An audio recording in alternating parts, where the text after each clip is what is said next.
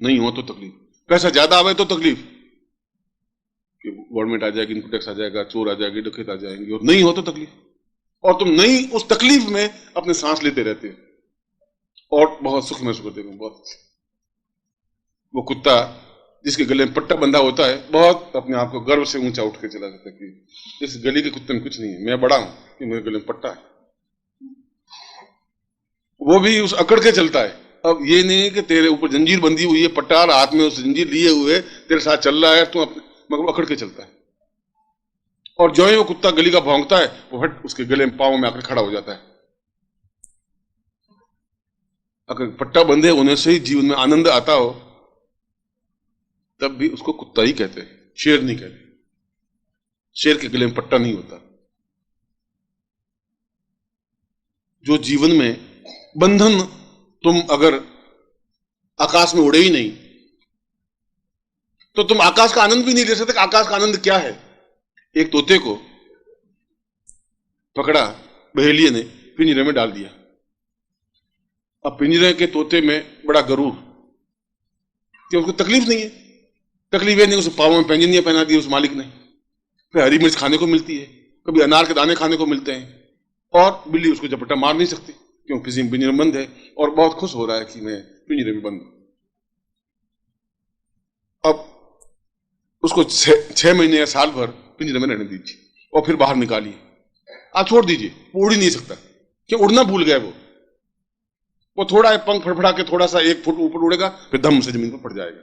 और मालिक को मालूम है कि बाहर बैठा रहने, कहीं नहीं जाएगा, कहां जाएगा, ये उड़ नहीं सकता। और तुम्हारी हालत भी वैसी हो गई है, पिंजरे में बैठे हो और पिंजरे के सींग चाहिए, एक पत्नी है, बेटे हैं, एक घरवाली है, एक आसपास के लोग हैं, चाचा हैं, चाची हैं, चारों तरफ तीलियां बंधी हुई हैं। तुम बहुत, कभी तुम्हें अनार के दाने खाने को मिल जाते हैं, कभी हरी मिर्च खाने को मिल जाती है, और बड़े खुश हो। पैरों में पैंजनियां पहने हुए और पैंजनी बजाते रहते हो और बड़े खुश हो रहे हो। और बाहर निकलते हो और थोड़ा पंख फड़फड़ाने की कोशिश करते हो, फिर दम से बैठ जाते हो, वापस पिंजरे में घुस जाते हो। पिंजरे में बहुत सुखी, बहुत आनंद, अब यहां कोई डर नहीं है। ये सब तो सही है, मगर उस आकाश में उड़ने वाले तोते की तुलना तुम नहीं कर सकते। वो आनंद कुछ और है जो पंख फैला करके 1 मील तक उड़ के चला जाता है। उस आनंद को तुम ले ही नहीं सकते, उस आनंद को तुमने देखा ही नहीं। उस आनंद को तुम्हें बताएगा कौन कि ये आकाश में उड़ने में ये आनंद है? और अगर उस आनंद को देखा नहीं तो पिंजरे में पड़े पड़े तो मर जाओ। उसमें तो कोई बहुत बहादुरी है ही नहीं, क्योंकि एक ने तुम्हें पिंजरे में डाल दिया, और पिंजरे में डाल दिया तेरे बाप ने और तुम्हारे माता ने, तुम्हारी दादी ने, तुम्हारे चाचा ने, इसलिए कि हम दुखी हैं तो ये सुखी नहीं रहना चाहिए। चल ये क्यों सुखी, इसको भी शादी करो, बेटा शादी कर ले, बेटा शादी कर ले, बेटा शादी कर ले, बेटा मैं अभी नहीं करना चाहता। तो फिर दादी रोती है कि मरूंगी तो पोते का मुंह नहीं देखी, मरूंगी तो नरक में जाऊंगी, बेटा एक बार पोते का मुंह दिखा दे। तो बेटा बहुत बहादुरी से खड़ा होता है कि ला शादी कर ले, अभी पोते का मुंह दिखाता हूं, और साल भर में सारे काम धाम छोड़ के पोते का मुंह दिखा देते। और बहुत बहादुर, बहुत खुशी, और घर में डोल डमाके से बजते हैं, सारा ठीक फंसा।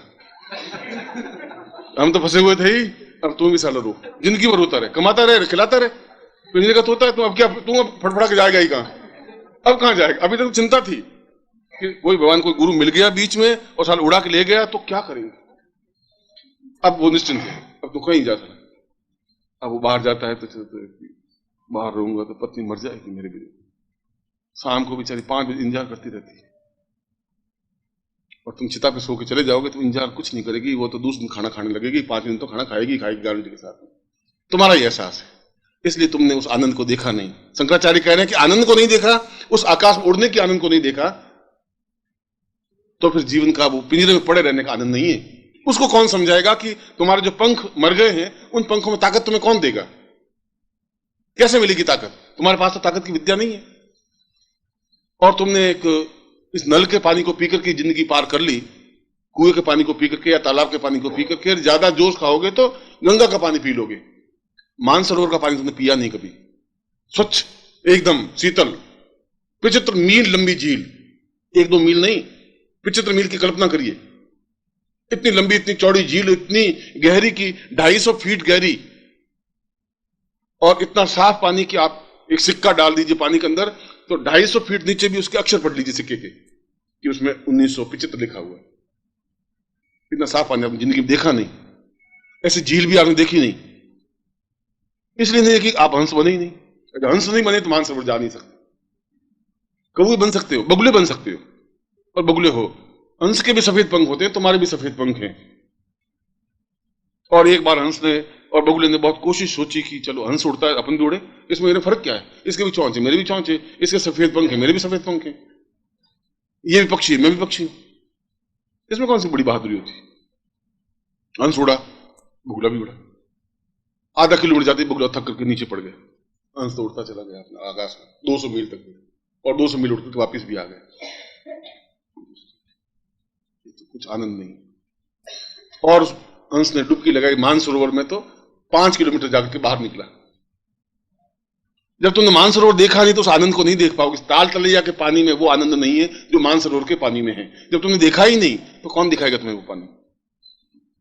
और घर वाले तुम्हें दिखाने देंगे नहीं, क्योंकि वो तो हर एक की बात सोचेंगे कि ये जाना नहीं चाहिए कहीं, और इसके लिए 100 प्रकार के नाटक होंगे। पत्नी रोएगी, चीखेगी, चिल्लाएगी, कहां जाते हो, उन गुरुओं के पास कुछ नहीं है, तुम घर में क्यों नहीं रहते। चाचा कहेगा तुम दिमाग खराब है तुम्हारा, अरे कुछ नहीं है, वो तुम्हें ठग रहे हैं, मूर्ख बना रहे हैं, कमाओ धमाओ, देखो हम जब नहीं गए तो हमारा क्या बिगड़ गया, हम कौन से मर गए, तो तुम भी नहीं मरोगे, तुम कहां जा रहे हो। वो सोचता है क्या करें, वो बेचारा मन मार के बैठ जाता है। और फिर भी जाने की कोशिश करे तो पत्नी भूखे रह जाएगी, मरने लगेगी, बेहोश होने लगेगी, नाटक करेगी, और तुम सोचोगे चलो अभी नहीं, अगली बार जाएंगे, और फिर अगली बार जाएंगे, फिर अगली बार जाएंगे। फिर एक मार्ग में एक बहुत सुंदर स्त्री मिलेगी जिसका नाम मृत्यु है, वो आपको थपकी देकर के सुला देगी। इस जिंदगी फिर गुरु नहीं मिलेंगे भी नहीं। इसलिए नहीं मिलेंगे कि तुम में वो ताकत नहीं है, हिम्मत नहीं है। जब डुबकी लगाने की तुम में ताकत आएगी नहीं तो तुम उस गहराई को देख भी नहीं सकोगे। उस समुद्र के किनारे, उस जो बंबई का समुद्र है या मद्रास का समुद्र, उस किनारे बैठ जाइए तो जो लहर आएगी तो कुछ घोंगे लाएगी, कुछ कंकर पत्थर होंगे, वहां कुछ सीपी होगी, उनसे झोली भर के मर जाके चले जाओगी घर में। मोती नहीं ला सकते, तुमने मोती आनंद लिया ही नहीं। एक चमकदार शुभ्र मोती एकदम से वो तब मिलेगा जब समुद्र में बिल्कुल छलांग लगा दोगे। तुम्हारे पापों में छलांग लगाने की हिम्मत नहीं है। इसलिए नहीं है कि तुम्हारे पंखों को मार दिया गया है, तुम्हारे घर वालों ने खत्म कर दिया है। और कभी मैं उत्तेजित करता भी हूं, अरे तुम चिंता मत करो, क्या हंस बनो तुम, थोड़ा सा जिंदगी में देख तो लो। पहले हंस भी बन, तोते बन के देख लियो, अब हंस बन के देखो, और फिर दोनों में से जो अच्छा लगे वो मानिए। मैं तुम्हें ये कहता हूं, मैं उड़ने की कोशिश करते हो, 2-3 फटफट करते हो, फिर जमीन पर टिक जाते। और मैं कहता क्या हुआ जी, क्या है कि घरवाली बहुत बहुत दुखी थी बेचारी। मैं निकला गुरुजी, आपके घर आना तो था, मगर वो बीमार हो गई गुरुजी, और रोने लगी। तो खाना नहीं खाया गुरुजी, आप बात मानिए। मैं मान रहा हूं भैया, एक सिंचा और ज्यादा बढ़ाया हुआ है, 218 तील लिया, तेरे 19 तील लिया, और क्या होगा।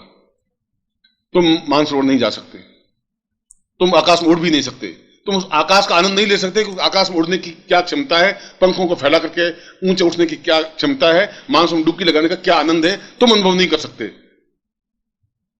और शंकराचार्य कह रहे हैं कि फिर कौन समझाएगा तुम्हें कि ये आनंद कुछ और है। कौन तुम्हें अपने साथ उड़ाएगा, कौन 300 मील तक तुम्हें उड़ा के ले जाएगा, कौन ले जाएगा तुम्हें। चाचा चाची, माँ बाप, भाई बहन, उनके खुद के पंख मरे हुए, वो तुम्हें कहां से उड़ाएंगे। जो मुर्दे हैं वो तुम्हें कहां से जीवन दान देंगे। जिनमें खुद में क्षमता नहीं हो तो क्या समझाएंगे। और मैं ऐसा नहीं कह रहा हूं तुम पत्नी को छोड़ दो, मैं ऐसा भी नहीं कह रहा हूं तुम चाचा जी को छोड़ दो, मैं तुम्हें ऐसा भी नहीं कह रहा हूं माँ बाप को छोड़ दो। मैं कह रहा हूं कि उसके बीच रह करके भी अपने पंखों को फैला करके आकाश में उड़ने की कला सीखिए, उनके बीच रह करके। और आप पूछेंगे गुरुजी ऐसा कैसे हो सकता है। तो उदाहरण अपना खुद का प्रस्तुत करता हूं कि मैं तुम्हारी तरह ग्रस्त हूं, मेरी पत्नी है, पुत्र है, पोते हैं, पोतियां हैं, भाई हैं, बहन है, संबंधी रिश्तेदार हैं, और तुमसे ज्यादा बड़ा कुनबा है। तुम्हारे घर में 10-12 मेंबर हैं और मेरे घर में 80 लाख शिष्य हैं। इतना बड़ा कुनबा है। उन सबकी तकलीफें सुनता हूं, उन सबकी परेशानियां सुनता हूं, और भी मुस्कुराता रहता हूं। आकाश में उड़ता भी हूं और डुबकी लगाता भी हूं। अगर मैं इतना सब कुछ रहते हुए उठ सकता हूं तो मैं उदाहरण देकर तुम समझा रहा हूं कि मैं भगवान कपड़ा बगड़ा नहीं हूं, साधु नहीं हूं, सन्यासी नहीं हूं। तुम्हारी तरफ सारी जिम्मेवारियों को झेलते हुए भी मैं उस आनंद को प्राप्त कर सकता हूं। इसलिए चिंता मुझे व्याप्त होती नहीं, तनाव मुझे नहीं होता है। इसलिए मैं रात को सोते ही नींद आ जाती है क्षण में। इसलिए चेहरे पर एक ओज है, एक रुनाई है, एक मस्ती है, और मैं तुम्हारे चेहरों पर भी वैसी चाहता हूं। शंकराचार्य कह रहे हैं कि यह सब कुछ तुम्हें गुरु ही समझा सकता है, तब जब तुम अपने आप को पूरी तरह से गुरु को अपने आप में स्थापित कर दो, गुरु को पूर्ण रूप से अपने आप में समाहित कर दो।